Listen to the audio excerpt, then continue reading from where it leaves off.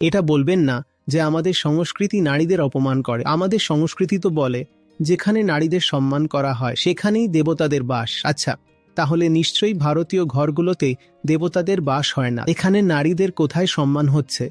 যত domestic violence ভারতে হয় তত আর কোথাও হয়। তাহলে এখানে কোন দেবতা বাস করছেন? আমাকে বলুন, বেদ আর বেদান্তে সেই সংস্কৃতিটা কোথায় যেটা আজ আপনি পালন করছেন? তাহলে এটাকে নিজের সংস্কৃতি কেন বলেন? নিজেদের নারীদের ওপর এত অত্যাচার কেন করো? আর অত্যাচার শুধু লাঠি দিয়ে মারাই নয়, কাউকে জীবনের সব সম্ভাবনা থেকে বঞ্চিত করা।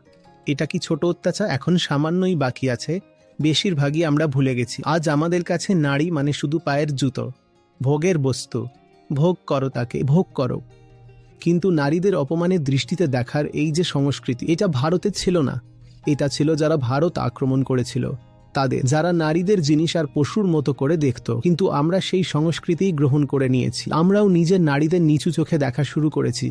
বলুন তো, আপনি কি এটাকে নিজের সংস্কৃতি বলতে চান? তাহলে এই সংস্কৃতিকে বাঁচানোর চেষ্টা কেন করছেন? ভারতীয় সংস্কৃতি কেমন ছিল?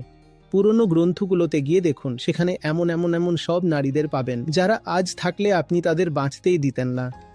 বলতেন এ তো খারাপ মহিলা। নারীদের জন্য তখন অনেক সম্মান ছিল।